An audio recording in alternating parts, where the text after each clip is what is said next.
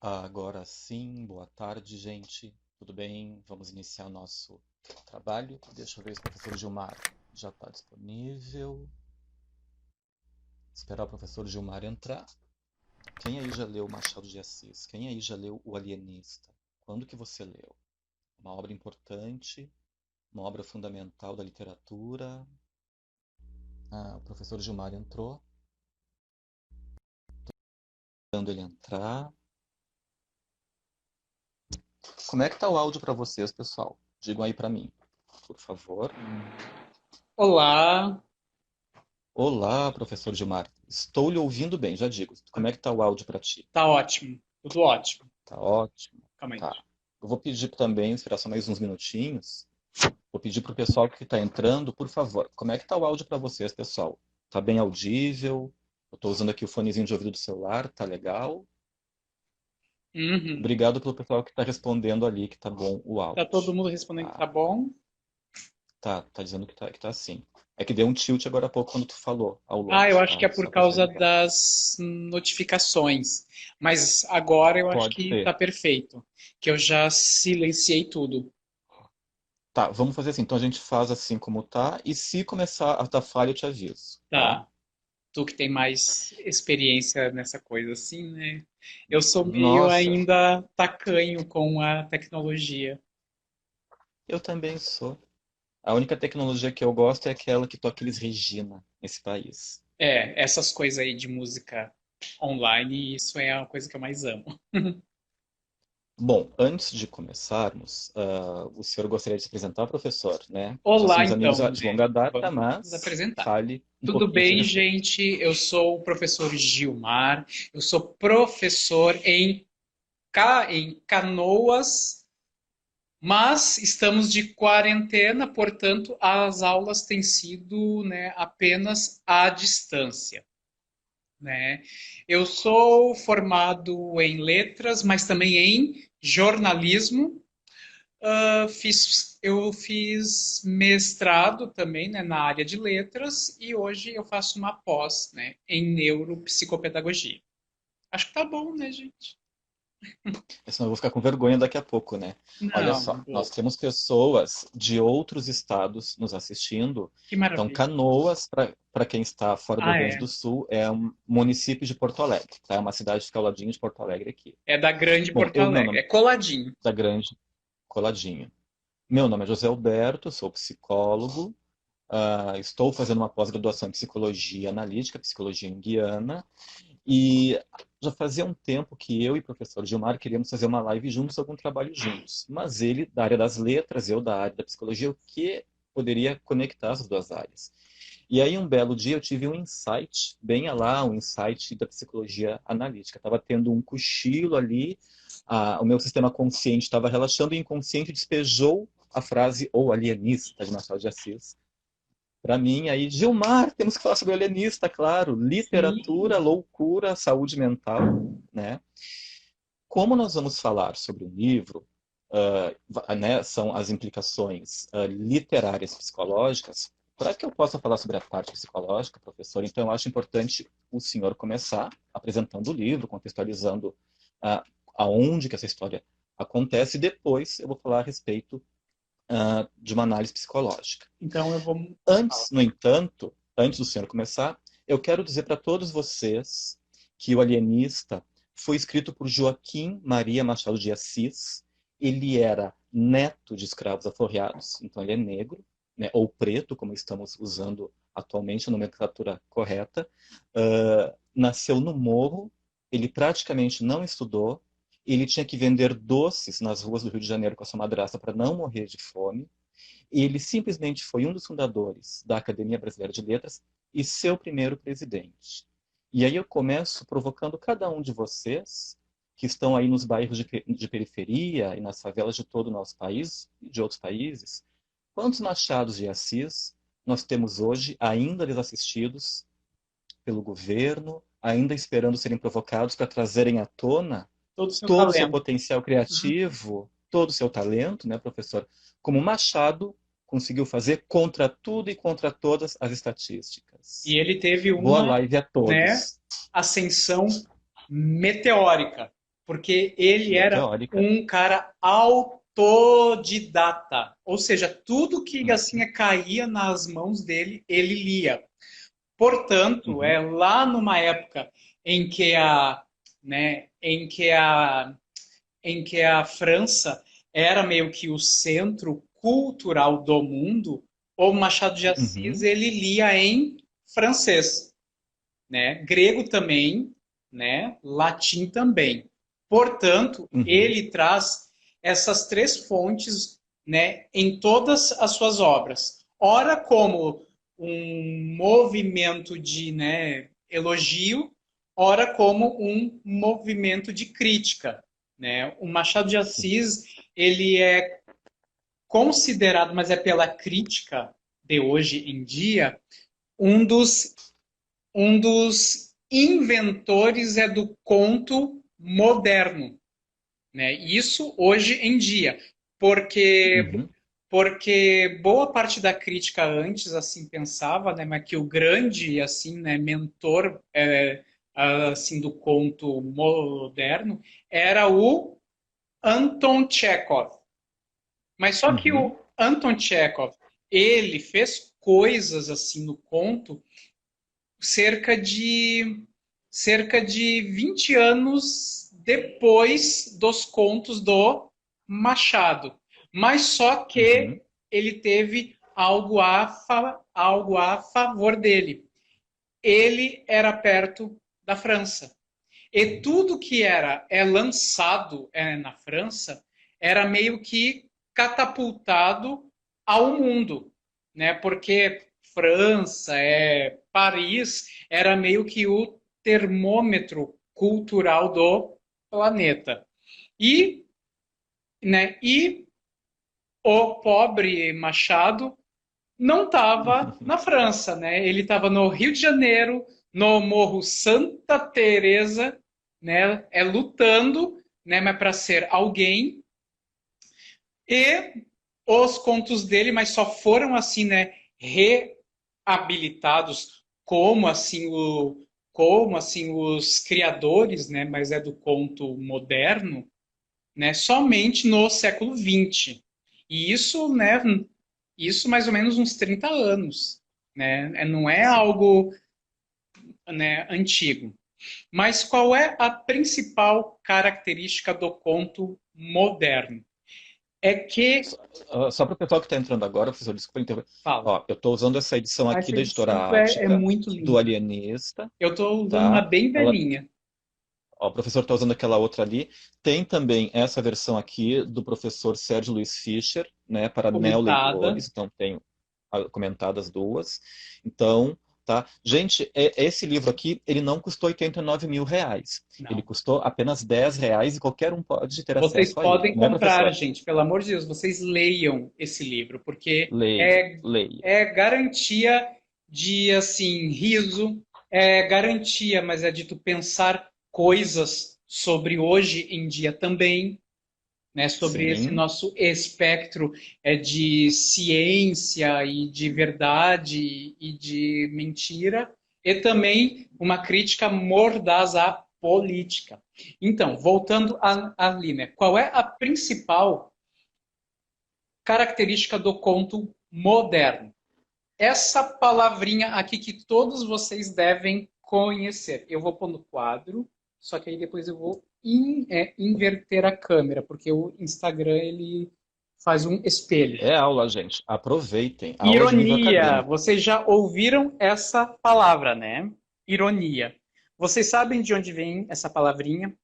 Ela se escrevia assim no grego antigo. Eironeia, que era fingimento. Portanto, uma das principais características do conto moderno é esse sentimento de fingimento. Quando ele fala ali na abertura do conto, né, que certamente alguém deve estar com o livro aí em mãos, né, Acompanhem conosco. que ele diz assim, né, sobre, né, a sua esposa, né, que ele se casou, né, com a com a dona Evarista, e aí tem uma parte assim, mas aqui diz, né? Dona Evarista era mal composta de feições. Longe de lastimá-lo, agradecia-o a Deus, porquanto não corria o risco de preterir os interesses da ciência na contemplação exclusiva da consorte. Vocês estão vendo que aí já tem uma ironia perfeita. Por quê? Né? Por que ele se casa com essa moça? Para que, né, porque ela tem todas as suas funções corporais em dia. E também tem uma outra coisa que mostra qual é a principal característica do protagonista, que se chama Simão Bacamarte. Simão Bacamarte, ele é um narrador platônico. Platônico vem lá do Platão, aquele filósofo grego. Opa, professor. Teórico literário. Platão, então, eu vou colocar ali no quadro, ó, Simão Bacamarte, ele é o nosso protagonista, né? E ele, eu o chamo de narrador platônico. Por que o Simão Bacamarte ele é um narrador platônico? Porque ele encerra dentro de si uma das principais características de todos os textos platônicos, que é a dicotomia. O que é a dicotomia? São quando nós temos dois polos contrários, sendo que o primeiro é sempre superior ao segundo. E aí o Simão Bacamarte, ele tem o quê? Ele tem aquele apreço pelo quê? Pela ciência. E se ele tem o apreço pela ciência, qual é o polo contrário a isso? Aí vamos colocar uma palavra bem bonita. É a ojeriza ao senso comum. Por causa disso que ele se casou, né? Logo ali na segunda página mostra o quê? Mostra que ele se casou, né, com uma moça que não era bela. Para quê? Para que tal beleza não o tirasse do foco da ciência. Então, ele sempre vai ter esse comportamento dicotômico, que é algo que se encara na busca, mas é pelo conceito, que eu acho que o meu amigo vai assim falar, mas é com mais, né, propriedade. Só que ele combate logo assim de cara o quê? Né? Aquela vida provinciana lá de Itaguaí, que era o quê? Aquela coisa mais senso comum que há em toda a Terra.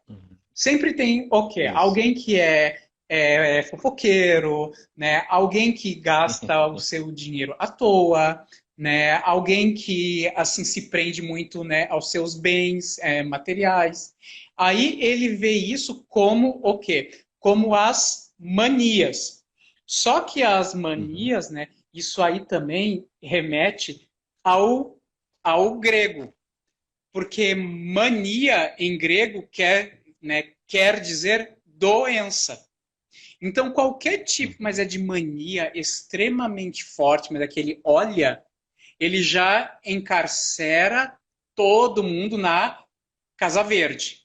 Por quê? Porque o Simão Bacamarte, por ele ser um homem culto, um homem assim que lê muito, ele certamente fala, né, as máximas gregas. E tem uma máxima que ele fala que diz respeito ao estoicismo. Vou escrever aqui para vocês depois pesquisarem mais sobre isso. Ele era praticamente um alienado, né? Só pensando em ciência, ciência, não queria nem Ciência, mulher ciência. bonita para Então, não tirar o foco dele. então, o que é o estoicismo? É quando a razão comanda a vida.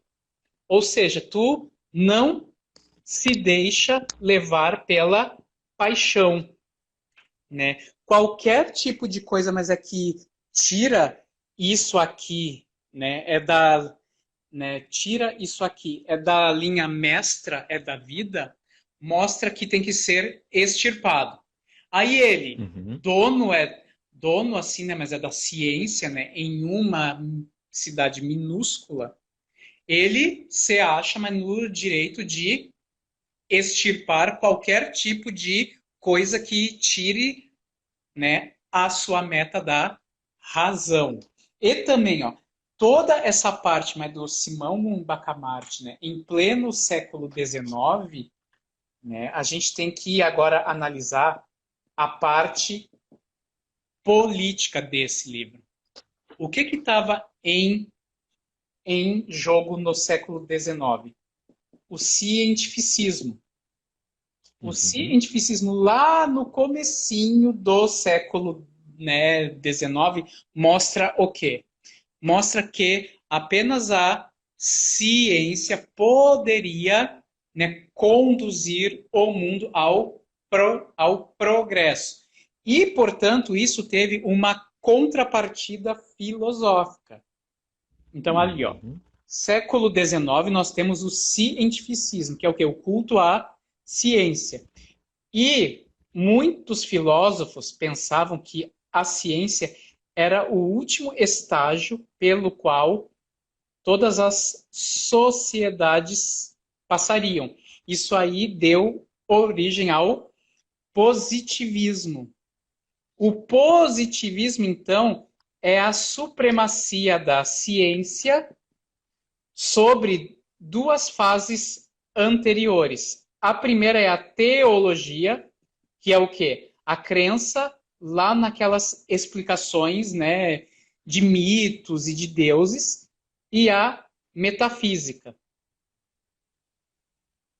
que também é a explicação em coisas não concretas, né? O Simão Bacamarte, ele é extremamente positivista em sua prática científica, né? Por quê? Porque ele Uhum. pega todos os casos e ele os cataloga, como Uhum. toda a ciência deve ser, né? Alguma dúvida? Vocês estão entendendo bem? O áudio tá bom mesmo? O quadro tá bonitinho, né? Para mim, aqui tá tudo ótimo. Espero o pessoal responder. É, Pessoal, se tiverem perguntas, deixem aqui, que se houver tempo, a gente responde no final uma ou duas, claro, a tá? gente Que é responde. uma hora de live parece muito, mas é pouco quando se tem tanto material como É, o do Machado eu, de Assis, a obra é, machadiana. eu vou assim falar agora sobre o eixo narrativo dele e aí eu passo a palavra para o meu ilustre amigo, inteligentíssimo também, com o qual eu estou amando compartilhar isso. Então, Obrigado, assim, ó, Aline, por estar acompanhando. Cristiane, obrigado, a pessoal. Estão Lívia, mandando mensagens. obrigado. Então, lá. Vamos lá, professor. Agora nós vamos falar do eixo narrativo da obra. Como é que ele organizou isso? Machado de Assis, ele era leitor assíduo de Arthur Schopenhauer, que é um dos Uhum. maiores filósofos alemães do século XIX. Arthur Schopenhauer, então, ele tem um conceito que, quando eu li, eu disse, nossa, o Machado de Assis usa isso a exaustão. Aí vou colocar ali o nome do conceito para também vocês pesquisarem sobre esse conceito que é super fácil de entender. Vamos colocar ali para vocês verem que visualizar sempre é bom. É o pêndulo de Schopenhauer. Vocês sabem o que é um pêndulo, né? Aquela hastezinha com algo na ponta que descreve um movimento semicírculo. circular. Então, por que eu falo que o Machado de Assis usa o pêndulo de Schopenhauer? Porque eu falo que há uma situação inicial que ela busca o quê? Uma certa vontade. Aí essa vontade vai conduzindo, né, para uma série de fatos, que culminam em algo que faz com que aquela situação inicial, que era a busca por algo, isso redunde em fracasso. É, o Schopenhauer ele é considerado um dos mestres do niilismo, aquela doutrina filosófica que é o quê? O culto ao nada. Ou seja, que tu tem, né, as tuas buscas, as tuas vontades, mas elas acabam indo a um certo estágio em que elas não vão te trazer, né, aquilo pelo qual tu buscavas.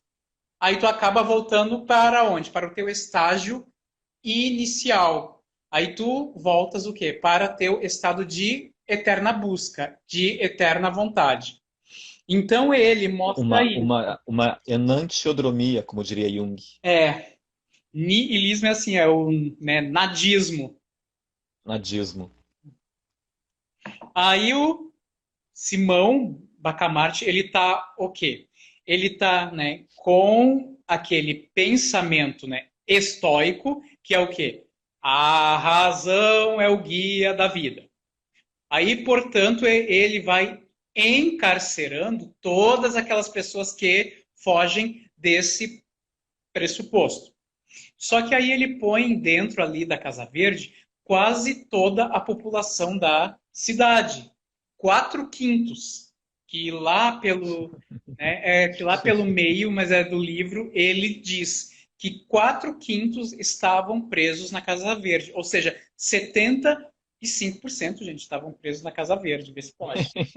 Da população da cidade estava presa na Casa Verde. E isso com dinheiro público. Vocês estavam vendo que o dinheiro público estava, né, financiando as loucuras de um cara. Isso aí já vem de longa data, né? Mas aí ele muda, né, essa sua concepção. Aí o pêndulo faz assim, né? Ele está na busca, né, por aquelas pessoas, né, que são, né, desajustadas. Aí ele faz, chega no ápice, não era aquilo, volta para o começo. Ah, né? Aí ele reformula, né, a sua né, lá, né, a sua teoria. Aí ele põe em pauta o quê? Que são aquelas pessoas que são poços de virtude que são problemáticas. Aí ele começa a encarcerar, né, aquelas pessoas que são o quê? Virtuosas. Aí parece que é o quê? Um inferno de Dante, né, algo ao contrário. Né? Todas aquelas pessoas que são simples, que são calmas, que são modestas, elas vão ser presas. Aí ele, né, mas aí ele as trata como? As trata, né, incentivando o vício. Vocês veem que o pêndulo, de novo, outra busca, ele vai, aí ele cura todo mundo, só que ele não está satisfeito, porque ele olha para si mesmo e ele vê que ele é um poço de virtude. Então ele se encarcera. É trágico, mas assim, ó, garante muito, é momento de riso essa obra. Acho que da minha parte literária, por enquanto, tá bom, né? Mas por causa do nosso tempo, Tá. né? De 1 hora, de Nós vamos ter que 55, fazer uma parte 2, professor. né? Nós vamos ter que fazer uma parte 2.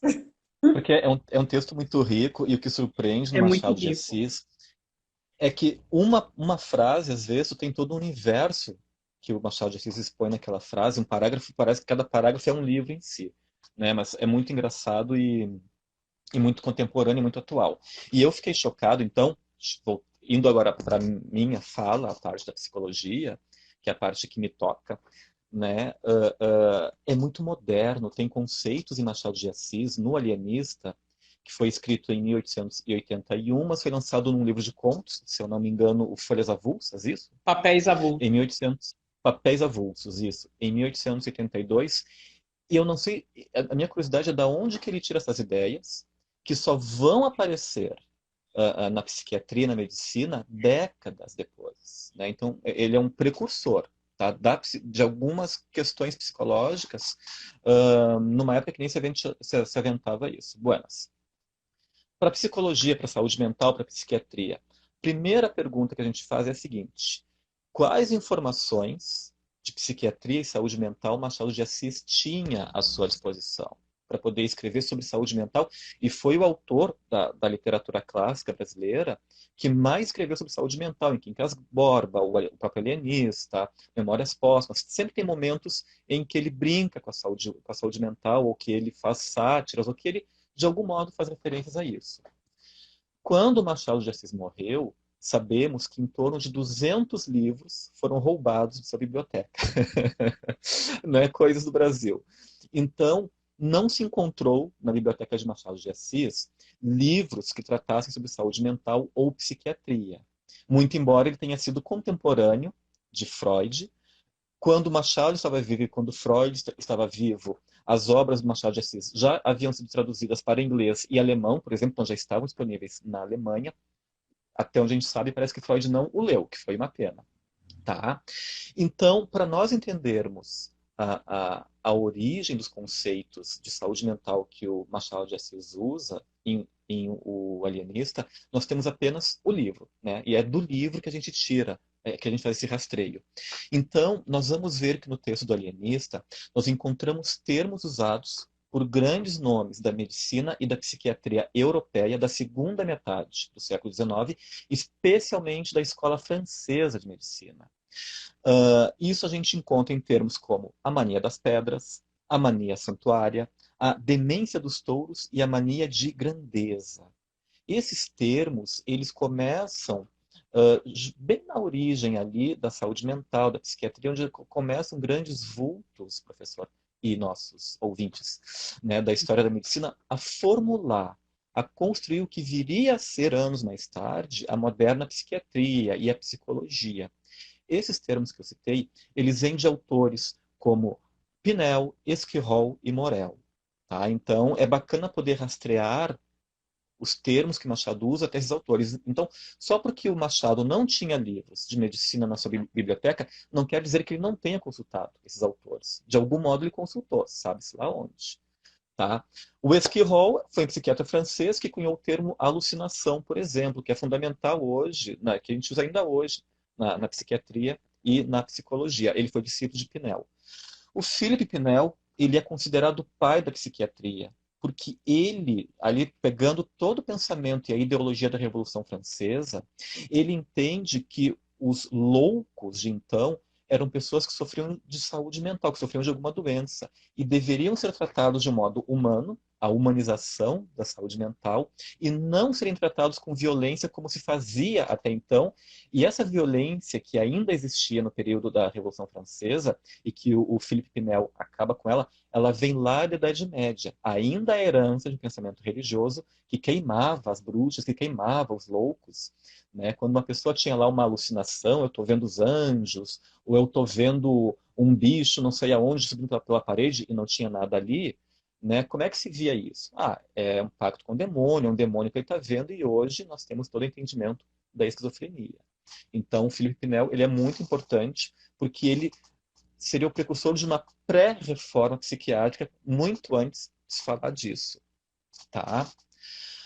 Na busca pela etiologia dos pacientes, né, o alienista tem influências, por exemplo, em Wilhelm Greisinger, que ele é um neurologista e psiquiatra alemão, que é considerado o pai da psiquiatria biológica, porque tem uma passagem no livro que o alienista ele fala das doenças do cérebro, né, das doenças biológicas, né, e o Greisinger ele é um cara que começa a associar algumas patologias mentais a lesões do cérebro. Então isso é muito moderno para a época. né? Então, se começa ali a ter uma divisão no pensamento, na história da psicologia, onde existem questões psíquicas, né, onde tem um cérebro perfeito, mas por questões da alma, que ainda se usava alma, né, até o início do século XX se usava o termo alma, tá? A pessoa adoece. E tem um outro fator biológico ou físico que por lesões físicas ou alterações neuroquímicas, que depois a gente vai usar esse termo, pode haver uma loucura, né, entre aspas, a gente esse termo naquela época. Os estudos sobre a patologia cerebral só foram ganhar um destaque mais consistente a partir de 1848, com o acidente de Phineas Gage. Phineas Gage, ele é muito estudado na história da psicologia.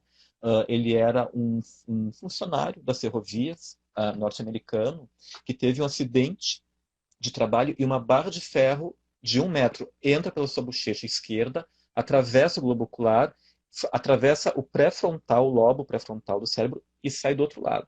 E ele ficou vivo por anos. E aí se começou a entender que, mesmo faltando um pedaço, algumas partes do cérebro, uma pessoa poderia ficar viva. No entanto, esse acidente com Phineas Gage, fazendo aqui um pequeno médio parênteses, deu uma abertura para nós entendermos que, por exemplo, toda a região pré-frontal do cérebro é quem nos regula moralmente, é quem regula o nosso comportamento na sociedade. E o Phineas Gage começou a perder esse controle moral naquela época. Então, o que nós vemos no Alienista de Machado de Assis, nós vamos encontrar em William Geisinger, né, médico alemão, e nós vamos encontrar depois na moderna psiquiatria. Então, ele estava atento ao que estava acontecendo, Machado de Assis, na área da saúde mental. Ele era um grande crítico das ciências e da alienação exclusiva, esse racionalismo que o professor de Mato falou no início, né? Esse racionalismo exacerbado de que a ciência vai abarcar tudo, né? Depois lá no século XX, o Freud e o Jung vão relativizar tudo isso de novo. Não, não é tudo absoluto, tudo é relativo na mente. Aí eles quebram tudo isso, cai por terra, né, professor? Buenas. Na obra do Machado de Assis, o Alienista, os termos mais científicos, mais próximos de uma ciência psicológica e que ainda hoje são usados, que nós encontramos esparsos nessa obra, são os termos delírio, melancolia e alucinação. Que aí sim, né? Os termos que aparecem mais corriqueiramente nessa obra, como a mania dos touros, que mais? Mania santuária, demência dos touros, mania de grandeza.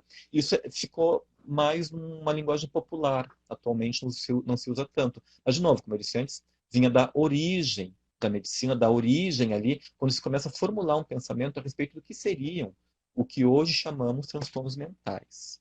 Alguma colocação, professor, antes que eu continue? Não, tá tudo ótimo, assim, né? E tu vê, né, mas é Tudo que ótimo. sempre é a França, né? A Uhum, francofonia, né? Que o Machado sim, ora ama, ora ele critica. sim. Bom, no Alienista não aparecem as palavras psiquiatra nem psiquiatria. Não se tinha esses conceitos, pelo menos não no Brasil do século XIX ainda. Então ele vai usar o termo alienado para designar os loucos, e hoje esse termo também cai por terra, nós usamos o termo transtorno mental, que é o correto, e psiquiatra também não existia, eram médicos, né, que se tornavam alienistas, que alienavam essas pessoas que estavam alienadas por algum motivo, tá? Alienista, que é algo francês também. Sim, sim, Alieniste termo francês. é uma palavra francesa. Afrancesada. Sim, que na verdade uma das importâncias do Machado de Assis e de todos os autores que vêm junto com ele é que eles vão retratando a realidade, eles são repórteres de sua época, né? Uhum. Vão, através desses contos, sátiras e romances, vão nos contando como é que eram os hábitos da época. Até eu vou adiantar aqui um pouco fala, que tem um momento que ele fala, deixa eu ver se eu acho aqui, que ele fala, ele vai descrevendo como é que os loucos eram tratados naquela época, as pessoas que tinham algum transtorno mental. Então ele vai falar que os loucos, os mansos podiam andar nas ruas, mas os mais perigosos ficavam trancados numa alcova, num quarto em suas casas, ou até melhorarem, ou até morrerem, né? Uhum. Então não se tinha, ah, não existiam ainda os hospitais psiquiátricos, os hospícios, né, como o A Hospício de Casa Verde. Barbacena, que a gente vai falar, a Casa Verde, né, e também, por exemplo, o Hospital Psiquiátrico São Pedro. Então, não se tinha um serviço especializado para essas pessoas. Ou elas ficavam literalmente trancadas em casa até morrer, ou ficavam pela rua. Então, isso a gente pode aqui já deduzir do sofrimento emocional que causava para a família, né? Era uma época de muita vergonha, né? Tudo era muita vergonha, a moral, os bons costumes. Então, havia muitos dispêndios morais e financeiros na época, tá? Que mais A sessão, que eu posso né, falar para em que você? eles assim, né, concedem a Casa Verde a eles, né? E aí lá mais assim, né, mas é pro fim da obra, em que ele muda, né, toda, né, a sua teoria, aí ele, mas aí ele faz uma concessão a que os vereadores, né, estivessem fora de qualquer, assim, né, mas é de qualquer coisa, mas de loucura. Sim, Aí, sim. né, parece algo hoje em dia, mas que é o quê, né? Que é o foro privilegiado. Eles estão fora, né, eles estão fora, mas é da lei, né? E também estão fora da ciência. Eles são um Sim. corpo à parte, né? A gente está E a vendo gente isso desde encontra. aquela época. É, isso que eu ia dizer, a gente encontra um eco disso hoje. Tu tem um cara com muito poder nas mãos, e quem dá o poder para ele estão todos meio que protegidos, meio que protegidos numa Meio que bolha. forma E uma a ralé, casta. É, nós, a ralé, e nós, a suscetíveis dessa raleca, a gente gente. está ao bel prazer deles. Vocês entendem como esse tema do alienista, que apesar de ter um tema central, ele tem vários tópicos que são muito atuais e modernos, gente?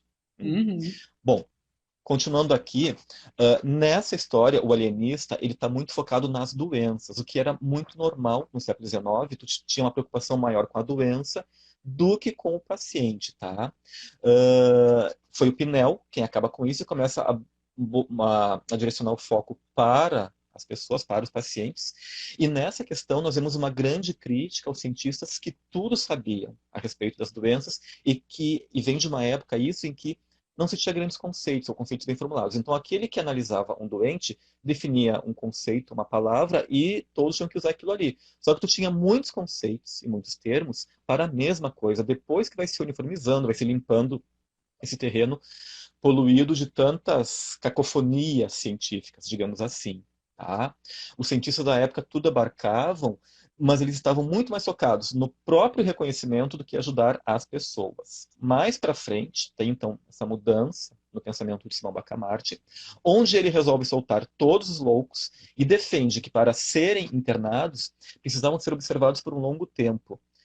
Isso, gente, é praticamente o que nós chamamos hoje de anamnese, né, de psicoterapia. E isso só vai ser ventilado no finalzinho do século XIX, início do século XX. Nós vamos encontrar um eco disso, desse foco no sujeito e observá-lo melhor antes de dar um diagnóstico, nos trabalhos de Joseph Breuer, cujas obras lançaram a base para o que viria a ser depois a psicanálise, né? E o Breuer, ele foi parceiro de trabalho e professor de Freud, e também nas obras de Eugen Bleuler, né? Que foi o professor e amparador e padrinho de Carl Jung, e o Eugen Bleuler, ele foi o cara que trouxe todo o entendimento para o que viria a ser hoje chamado de esquizofrenia, que antigamente, lá no século XIX, era chamada de demência precox, né?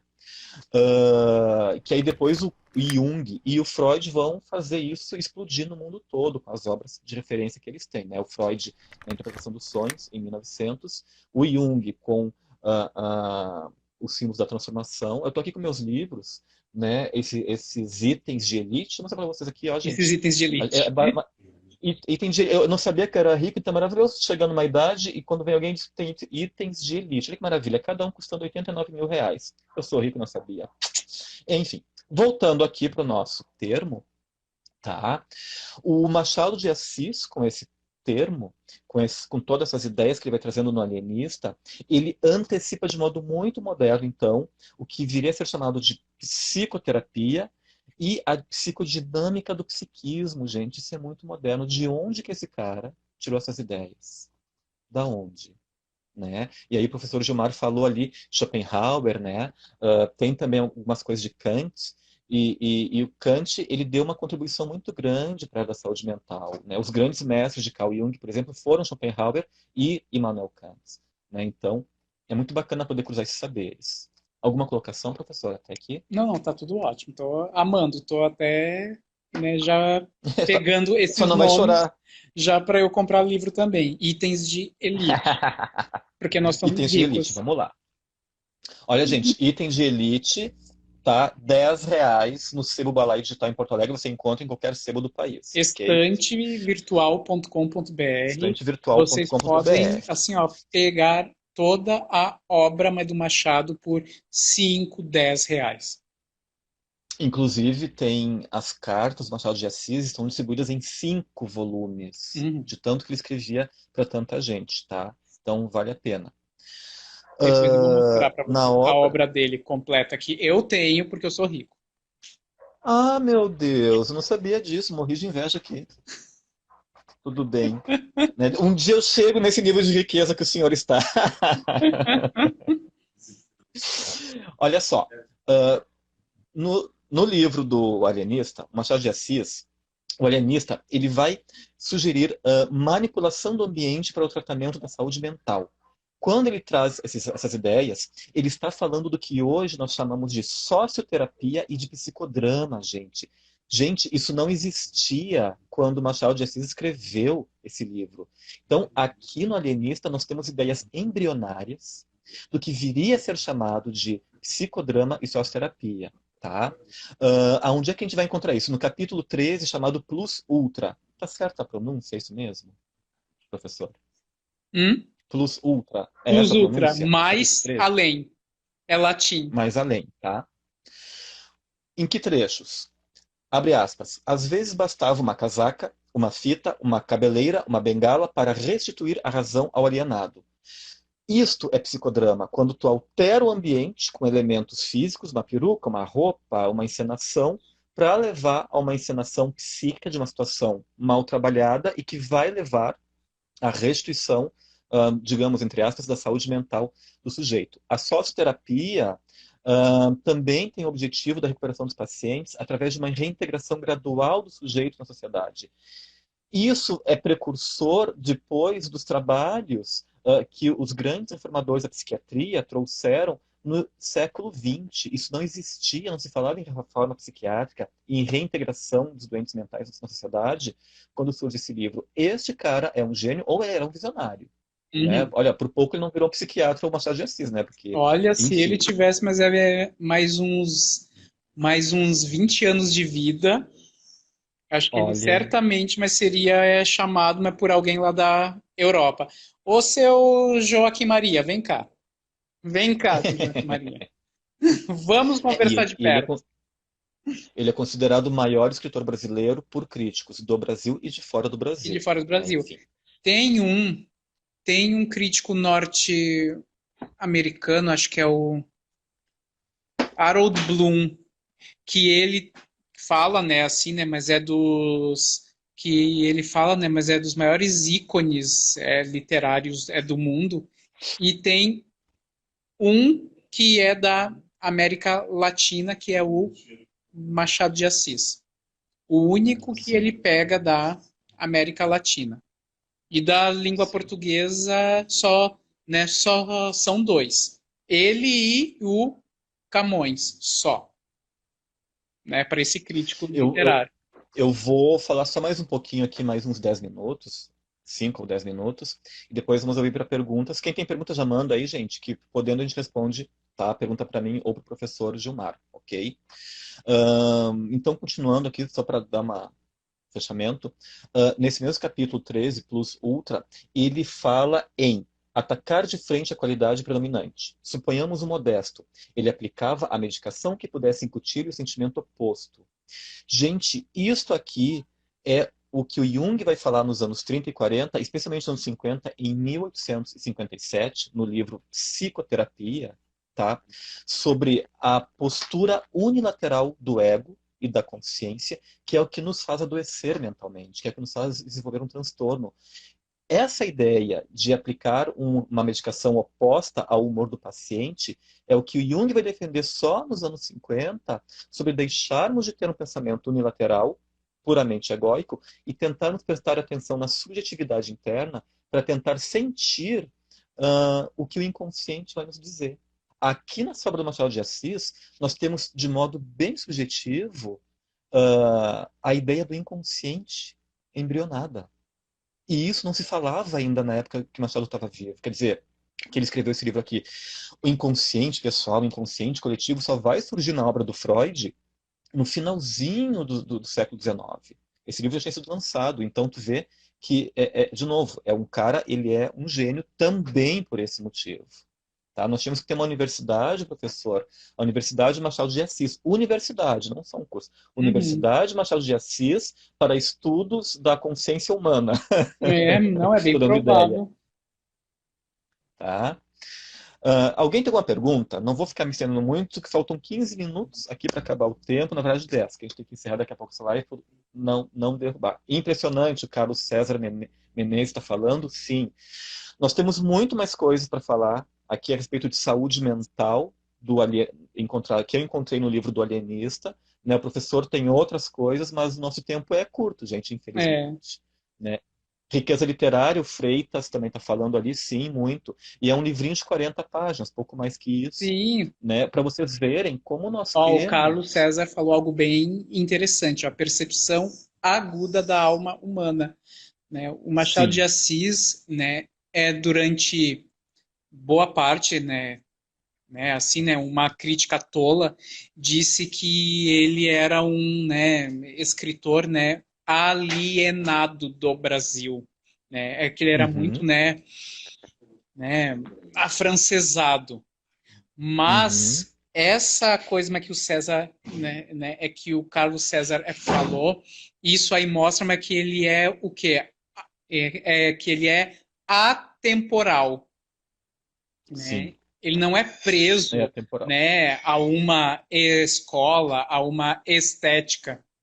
Ele é atemporal, né? Ele pode ser lido, agora, Ele poderá ser lido daqui 50 anos, que ele vai trazer questões que tocam ainda, né? Porque ele toca E ele alma. pode ser lido, e ele pode ser lido até em outras línguas, e a gente encontra e leitores de outros países encontrarem eco.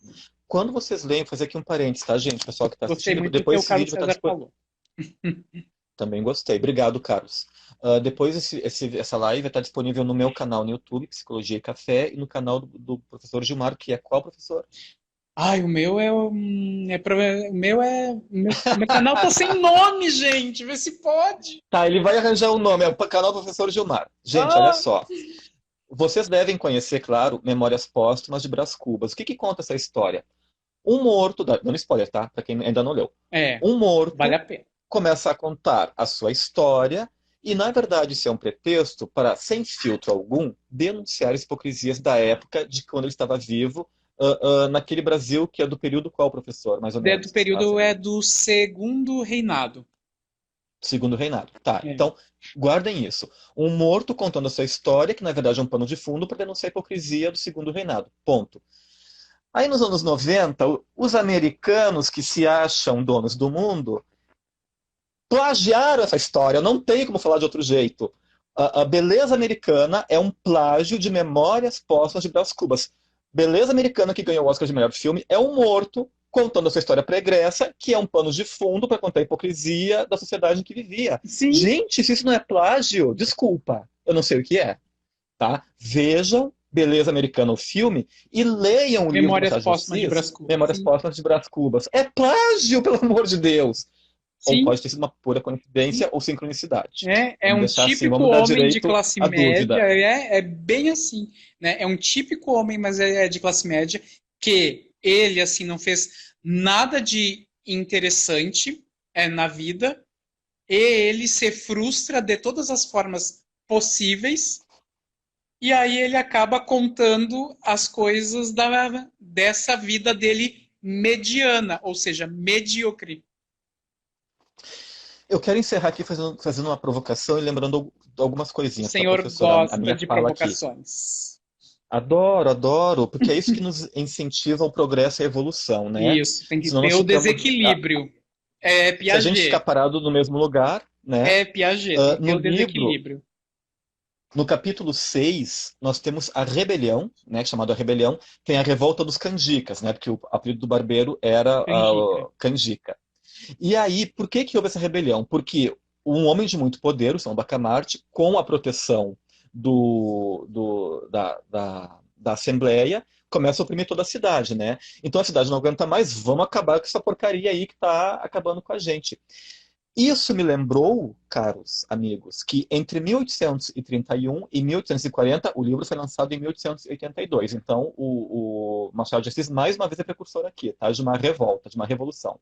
Entre 1831 e 1840, no Brasil, estouraram as revoltas regenciais, que eram contra o Congresso e o governo, a opressão do Congresso e do governo. Então, ele vai antecipar nesse livro, né, na Revolta dos Canjicas, as revoltas regenciais que foram a Revolta dos Malês, em 1835, em Salvador, a Cabanagem, entre 1835 e 1840, no Pará, A a Sabinada, Sabinada, a Balaiada, em 1837, em Salvador, a Balaiada, em 1838, no Maranhão, e a Farroupilha, aqui no Rio Grande do Sul. Então, até em Revolução, esse cara foi precursor, trazendo suas ideias aqui. Tá meio igual hoje, né? O povo tá bem revoltado, tá bem uhum, anestesiado, tá indo em busca, ou tá feliz da vida com o que tá ouvindo no rádio e o programinha da TV de domingo? é, né? Deixa quieto? Uhum. Ó, o Carlos Professor. trouxe uma coisa interessante ali de novo, ó.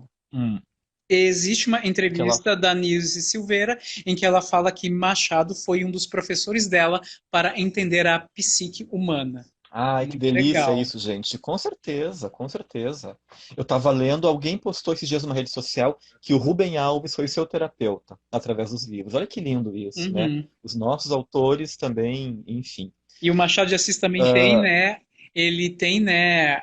Ele tem uma obra clássica dele, né? Que eu acho, né? Que é o melhor romance dele, que é Dom Casmurro, Casmurro, que é o sim, da lindo. Capitu, traiu ou não traiu.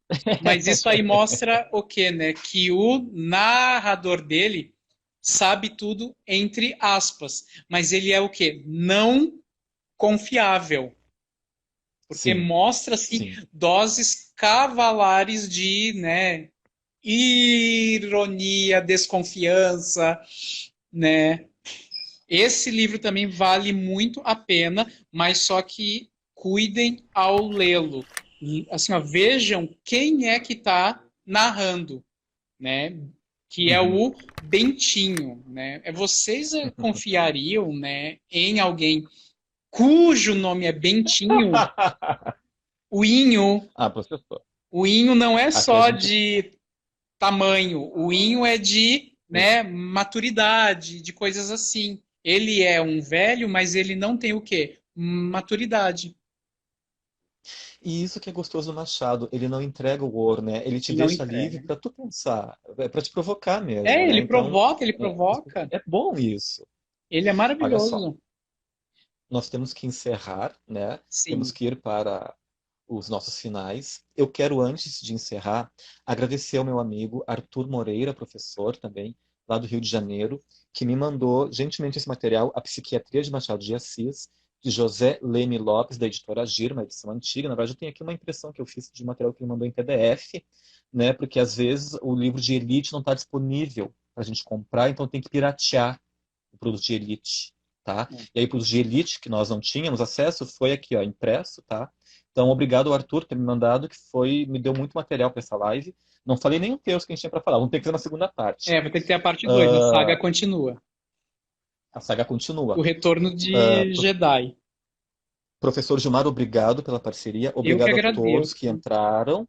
Esse vídeo vai estar disponível no meu canal Psicologia e Café e no canal Sem Nome do Professor Gilmar. Que eu Tá? vou Em fazer um breve a gente vai nome, estar juro, se colocando. Deus quiser. Tá? E obrigado, meus de coração. Foi um prazer enorme, professor. Suas Obrigado palavras, também, gente. suas Muito lindas. obrigado pela presença e também pelos comentários. Gostei muito. Gosto acima dessa plateia que, né, participa, prestigia, tá? Muito obrigado mesmo. Vocês estão dando pano para outras lives também. Nós já Não, estamos pensando, mas por debaixo dos panos, nós dois já estamos pensando em outros livros, que eu tenho certeza de que vocês gostarão muito. tá? E, gente, espero estimulem a leitura do Alienista, tá? Do Machado de Assis. Se vocês quiserem uma leitura com termos mais simplificados para os neoleitores, tem essa outra versão do professor Sérgio Luiz Fischer para neoleitores, né? Eles mexem um pouquinho na estrutura do livro para facilitar o entendimento também, né? Depois o professor Edmar pode falar mais sobre isso. Então, tem a versão, tá, da Ática, tem essa outra aqui também da LIPM, tem outras várias, tem em PDF, está em domínio público, está em Tá PDF em na domínio internet para público, gente. ler. Vocês podem acessar a hora que quiserem. Sim. Não tem desculpa para não ler O Alienista do Machado de Assis, porque mesmo sendo um produto de elite, está em PDF livre para os pobres lerem, para nós pobres lermos. Não é, professor? Sim! E aí vocês vão ler e vão lembrar de nós dois ali falando do Machado, do quadrinho ali, né? Claro. Que tem que ter quadro, não Do quadrinho. adianta. Eu Tem que amo ter trabalhar com quadro. quadro. Tá ótimo. Não, foi uma ótima aula. Aprendi com o senhor também ali a Eu também respeito de aprendi outras questões bastante coisa. também. Depois tu vai ter que me passar aqueles nomes, Vou né, de aprofundar. que tu falaste. Fazeremos uma consultoria. Gente, obrigado. Obrigado. Beijo. Depois vai estar nos canais lá no YouTube, Obrigado, tá bom? E gente. no Facebook também. Muito Tchau. Obrigado, obrigado. professor, pela parceria. Honrado Tá? com Nos falamos. vocês. Até. Tchau, gente. Beijo.